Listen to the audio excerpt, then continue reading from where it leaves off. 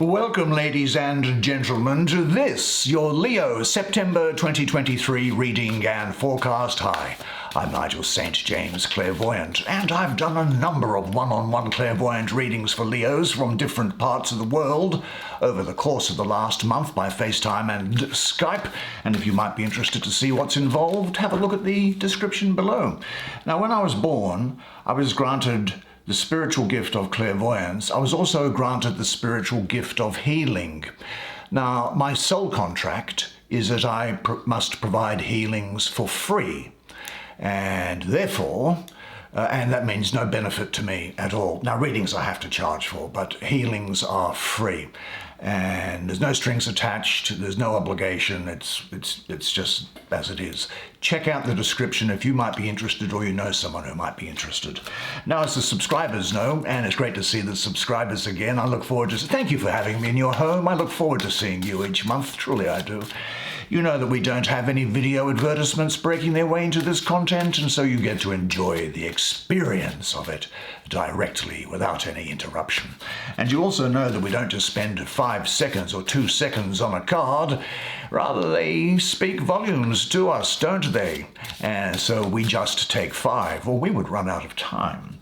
So let's get them underway, don't we? Now, I might use my pen to point out some of the things that I find interesting in the card, or which I think might be of some esoteric benefit in its interpretation. You, of course, are free to look at the cards, interpret them as you want, while you listen along to my interpretation of it. But together we'll work it out, that's for sure. So let's get the 5 underway, shall we? And it is Prince of Discs, 9 of Swords, the Aeon, 2 of Discs, and here is the Prince of Swords. Now, you don't normally see me do this, but I'm going to take what I call a mood card. People call them different things, oracles, or that. I don't normally use them. It's just that this was given to me, and therefore I thought, well, I might just see what the image has to say. And so let's take one for you, shall we? And it is learn from karma. Well, why don't you come now? Sit down here next to me. You and I will have a good close look at the imagery on these paintings together, see what they have to say while I do the reading for you. Now, I said we'd have a look at one of these cards, and this one here is learn from karma. Indeed. Well, karma, I guess, is that bank account that builds up in your spiritual account. It's one way of looking at it. And it arises as a result of the things you do or you fail to do, the things you say or don't say, the activities and how you conduct your relationships with other people. And this is a payback time, I think, of karma for you. And the payback is good. I think that this is a time when you will be relieved from difficulties that are in your life, and also a time when you change the way that you look at things, and in particular, change the way that you look at yourself is the sense that I'm getting from this. But anyway, enough of that, and let's get on with the tarot. And look, what's this? I want to have a look at this first card, which is the 9 of Swords. I don't know why developers put titles on cards. They very often don't mean what they put to them. But let's have a look at the imagery to start with, and I'll discuss the astrology, which is Mars in Gemini. Now, here we have, what sticks out here is this great central sword, I think. The hilt has a winged lion, a creature of the eagle and the lion combined. Now, over the eagle's wingspan, an arching form drops poisonous blood, and the blade of the sword is buried firmly in the skull of the wild pig, who screams in rage and pain. This is a picture of the anguish of the mind, the gaping mouth of madness and hunger, where words cruel and despairing can bring self-inflicted torture. Now, the astrology is, as I say, Mars in Gemini on this card here. Well, my opinion is that the one-pointed nature of Mars does not sit well with the scattered energy of Gemini. Mars in Gemini natives can get fired up, and they use words as their weapon, and very often cruelly so. Also here is the number 9. Well, 9 represents the cycle of returns in numerology, the loop that goes around and around and around. You see, 9 always returns to itself. If you multiply 9 by any number and then break down the result, you always get 9. It comes back to itself. 9 2s are 18, 1 and 8 are 9. 9 3s are 27, 2 and 7 are 9, and so on. You can do millions or billions of numbers multiplied by 9, and it will come back. So this is a picture of a recurring thought loop going on in your head, probably something which is a result of things that may have been said to you in childhood, or in a past relationship, or as a result of a decision that you have made. It could be that you have been afraid to make a definite choice. Then you put yourself down for your indecision.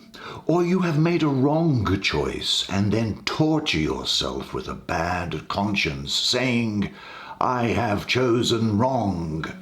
Now, I suppose that the examples that we could use are actually endless, and you will find your own that fits the situation. Maybe you feel that you are a victim of circumstances, and maybe you find a bit of satisfaction in this role, but I doubt it. Now, in rare cases, this card can indicate physical or psychological cruelty from some heartless person. This could be a fanatic or a vengeful person of some kind. But I think that the energy here is pointing out a tendency to put yourself down cruelly. You know your Achilles heel better than anybody else, and you are able to hurt yourself far more deeply than anybody else. Now, if this is the case, you have to recognize and fully see this behavior pattern before you can overcome it. Now, who judged you earlier? How do you now condemn yourself? And by the way, you are not alone in this. Virtually everybody condemns themselves for things that have happened in the past in particular. Maybe where they feel guilty, where they've done something wrong, or in particular where they've let someone down. And maybe are you really now ready to forgive your parents or former partners, and in particular to forgive yourself? Say this to yourself: I am loved simply because I am the way I am. And when it comes to disappointing other people, or what you may think is a disappointment of other people, remember this, that despite what you may believe, you can disappoint people and still be good enough. You can make mistakes and still be capable and talented. You can let people down and still be worthwhile and deserving of love. Everybody has disappointed someone they care about. Everybody messes up, lets people down, and makes mistakes. Not because we are inadequate or fundamentally stupid, but because we are imperfect on this material plane and fundamentally human. And expecting anything different is just setting yourself up for failure, because nobody is perfect. The other thing that I would say when these troubling thoughts come into your mind is ask yourself 2 questions with respect to each thought. When the thought arises, say to yourself, firstly, what is the use of this thought? And secondly, How does this thought behave? What is the use of this thought? That is this thought useful? And how does this thought behave? And then what you do, you see, what's happening when you do that is that you are not being judged by the thoughts that come into your mind. You are not the victim, the passive victim of the thoughts. Rather, you have taken the position of power and control, and you are judging the thought. Are you useful? How are you behaving? And you'll find that these troubling thoughts, when you take this away, you starve them of oxygen, and they will melt into the night. Well, that's enough of that one, I think. Dispel those thoughts. What's in the center here? This looks interesting, doesn't it? Major Arcana. And it is, what do we have here? Fire. And a Hebrew letter, which is Shin. I'll get to that in a second, but let me look to see what's going on here, and here is the symbol for fire as well. Well, look, at the beginning of the solar cycle is the Aries point, and in the foreground of the painting here are two, what would you call those things, plinths or stands? And on the left-hand side here, that represents the tail end of Pisces, and the right has the start of Aries season with a sprouting seed. Now you are intended to be in this picture as if standing in front of this kind of jug thing that's here, and looking through at this keyhole that's here. Now, just outside the frame, on the border, is a small circle that you can see there. Let's have a look at that circle. Now, that is the sign of spirit. This is you. This is the point in the center of the circle, the flame that burns in every heart and in the core of every star. Now, in the background, you can see here that the morning sun is rising up on, I guess, the equinox for Aries, and this monument looks like Stonehenge in England, doesn't it? And what it is doing here is that Stonehenge was an ancient monument, and it's been considered to be a solar clock that determined the cycle of eclipses, and they are measured by the phases of the moon, as you can see here, and they go all the way around. Now, these lunar phases are superimposed on the sky as a comet streaks by, as you can see here, and here is a sign of eternity that's going on. Now, this Hebrew letter that's here is the, I think it's the 21st letter of the Hebrew alphabet. It is Shin, and it is the letter of fire and transformation. Now, Shin actually literally means tooth, and its shape is 3 branches of a flame. Do you see that there? And what's going on here is that these flames are reaching high, purifying and changing the condition of your life, teaching you to become aligned with the whole of creation. And I think that both the tooth and fire meanings of Shin refer to it as a process of transformation, the breaking down, grinding into particles, building anew, cooking, the firing of a clay pot into form. The whole process of transformation, healing, breaking and restoring, that's what's going on here. Now, the fire also represents the unchangeable, the unmovable, and is thus a symbol of divine power. The spirit constantly transforms matter, yet remains unchanged itself. Matter changes constantly, yet the spirit within it does not change. So all of life is a process of learning to line up with that unchangeable essence. Shin is the flame of the spirit, which you must always keep burning within you. I think what's also going on here is I'm really getting the feelings here of closure, resolution, and of you taking definitive action. That's probably as a result of you now getting rid of these fears And I think also when we get to here, probably making your thoughts tangible, but we'll get to that in a moment. There is also here a decision which is going to be made by you which has an impact on your life. But the impact is a positive one. That could be lifestyle, it could be work, it could be where you live, it could be things that you do or a way of living.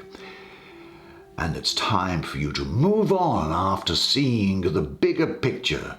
So take time out to see the big picture. This is a natural period of growth and shedding of things and people who no longer serve you. I think that the energy here is pointing to a need for you to take a well thought out judgment of a situation. Now, a long, difficult work process may be required before you finally reach this judgment. All-encompassing insights cannot be achieved solely through the intellect. Body, spirit, and soul are drawn into the process of forming a judgment, and during this process you will instinctively move towards that which will support your blossoming and move away from that which will offer no help to you at all. You see here, it is life itself, and no longer the limited individual consciousness which becomes the source of all judgment. You are being challenged to drop your worm's eye view, to see things from a higher plane. And when you have recognized greater time spans, or aeons, and other contexts, which you are increasingly ready to do, I might add, you will then tend to move more and more to observe things in their beingness, to see free from evaluations. Now, I guess you've got to ask yourself, what are you going to do to get greater and deeper insight and greater wisdom? Be in the present. That's what it is. Being in the present also stops any thoughts coming into your mind here as well. Say this to yourself. I observe people and situations objectively and fairly. I value the combination of my qualities and characteristics. I honor the unlimited well of creativity within me to express in relationship and career settings. God is the unknown, the mysterious. The more that I know that I don't know what God is, the closer I actually am to the divine. But there is some change coming along, and it's harmonious change, I've got to say, and it's change which is bringing you and giving you more power and self-confidence. Let's have a look at it here. What's the astrology? Jupiter in Capricorn. Well, I'll get to that in just a second. Let me see what's going on here. Oh, some Chinese I Chings that are here. This is the first I Ching, and this is the last one. That's number 1. That's number 64. Anyway, we'll see what's here. Now, this image here shows an hourglass, which is symbolic of the restrictive influence of the force of time. Now, with the passage of time, change, of course, is inevitable, isn't it? And the hourglass is a symbol of human life and a reminder that you should make the most of it. Yet it's also a metaphor between the two halves, upper and lower, heaven and earth, and the need to turn things around in order to keep a continual cycle flowing. When one side of the glass is full, the other is empty, and then you reverse it, and the sand flows once again. Emptiness follows fullness, and gain follows loss, just as sadness follows joy, and joy follows sadness, and the cycle endlessly repeats itself. Now, the twin peaks of these mountains that are sitting out here, for me, they are the barren hills of Capricorn and Earth. Capricorn is the cardinal sign of Earth. And also the journeys that you take along your mortal path. You climb the mountains, and on the other side you must descend. You focus on the climb and achieving the goal of the climb and the ascent, but the other side of the mountain contains great mystery. Now, these I Ching things do overhang the mountains, and they're on either side of that hourglass. Now, this first one here, which is all these unbroken lines are yang or male principle. The broken lines are yin or female principle. I'll just make that observation. But what we see here is the first, hexagram, I call it, which is called the creative force, is what I see it. And it is that dynamic force within you, and one of the most auspicious that you can get. Now, by asserting yourself wisely, in sync with, in line with the greater good, you will achieve success. But success can turn to failure if you are insensitive and arrogant, and by doing things in the right order, you develop influence, and time itself becomes the means to make power manifest. This other I Ching here, that's the last one in the set of I Ching hexagrams. That is what I would translate it as not yet completed. And it offers that the ever-spinning wheels of life never really reach a final conclusion. Every end has the seed of a beginning, and every situation of happiness contains the possibility of sadness, and vice versa. And achievement will always spring from adversity. Chaos, this is saying, will give way to order. Things are ever-changing, ever-evolving, and yet in the scheme of things, the more things change, the more they stay the same. Now, the astrology on this card here is that of Jupiter in Capricorn. Now, that might be potentially inharmonious because Jupiter is all about expansion. The point is here, though, Jupiter is the great benefic and is bringing you good luck and expansion. And I think that because we're high up on here, and Capricorn, of course, is about keeping things conservative and doing all that type of thing. But this is speaking of change and transformation here as well. You know, your life is subject to a constant change, which allows you to grow, extending and expanding you and ultimately enriching you. So give yourself up to the transformation with trust at the moment. And say this to yourself: I trust in the harmony of my life and in the flow of my life, because every day, in every way, I am getting better and better. Now, there is nothing materially set in concrete at the moment for you, so there's no danger around. But this is also a card that says you've got to look after your own personal affairs, like doing bills and things like that. A hassle, I know, but there it is. But there are a number of ideas spinning around in your head, I think, and we'll deal with these last two princes rather quickly. And let's have a look at this image here. There's nothing particularly startling about this from an esoteric point of view, really, at all. He's got a pentagram on there. The pentagram is five-sided, which speaks of the four directions, but then in the fifth dimension of spirit. It's about the only observation I'll make here. But what this is saying is that this is a time of high intuition for you and creative thinking and cutting through all entanglements, and you becoming free of limited ideas and models, and you will have a clear perception. Now, I've got to say also that Aquarius and Capricorn are liable to be important to you at this time. And this is saying that you must free yourself from whatever limits your mind and spirit. Be sure that you express your ideas and plans in a way that other people will understand and accept their opinions humbly. Now, your thinking may well be ahead of its time, but you can adjust to make your vision workable in the present without sacrificing anything. Now, what beliefs, feelings, relationships, or programmed ideas do you allow to limit yourself? Say this to yourself: my creative possibilities have no limits, but I must ground my ideas, focus them, and make them tangible. And finally, let's have a look at the opposite side of that diagonal. And here we have the Prince of Discs.